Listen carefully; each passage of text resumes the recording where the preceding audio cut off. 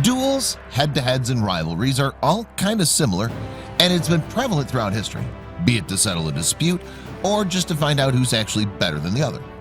Mankind has always been fascinated with the idea of having a competition, and the sweet taste of victory after all the hard and craft is a high we all cherish. Even today, we all love to witness a healthy competition.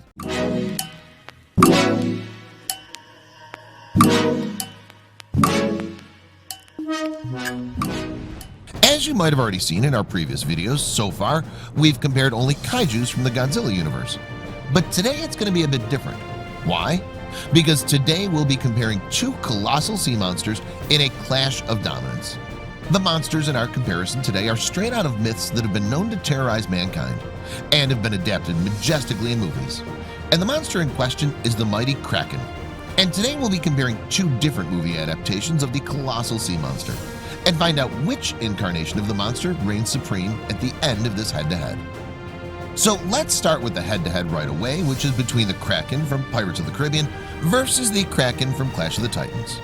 In our usual fashion, the first round will be based on their physical features and appearance. The Kraken from Pirates of the Caribbean was a legendary sea monster, a leviathan sent to prey on unwary ships and mariners. It was a cephalopod-like beast, and the fearsome creature had a number of long, suckered tentacles at the base of its head, closely resembling a giant squid. This terrible beast would be a subject of many legends and lore that circulated for centuries on the seven seas. It also had large, round eyes with orange irises and black pupils. The Kraken also had a large, maw-like mouth surrounded by fangs below its eyes, and a massive body at least twice as long as its tentacles.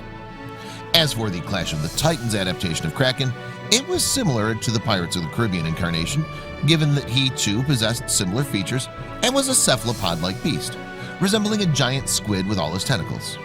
The major difference, however, was that it was even more hideous and was more kaiju-like because it bared limbs and a complete body apart from its giant tentacles. It's a monster straight out of the nightmares. Now let's move on to the second round, and this is based on size. The Pirates of the Caribbean adaptation of the Kraken was said to be the length of 10 ships. Few had seen the Kraken and lived to tell the tale, because this humongous monster is estimated to have a length of about 1,400 feet.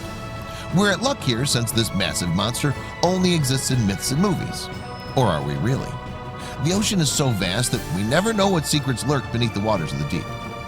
Now, coming back to the Clash of the Titans Kraken, its tentacles are large enough to be able to pull entire ships underwater and destroy cities without breaking a sweat. And its estimated length is 984 feet. So it looks like the size round goes to the Pirates of the Caribbean adaptation of Kraken. But wait, this doesn't prove anything since we have two more rounds left. And the next one is based on abilities.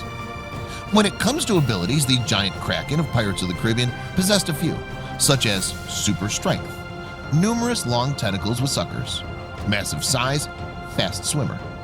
On the other hand, the Clash of the Titans Kraken too had similar abilities, like gigantic size, large tentacles, razor-sharp claws and teeth, highly skilled swimmer, super strength, and durability.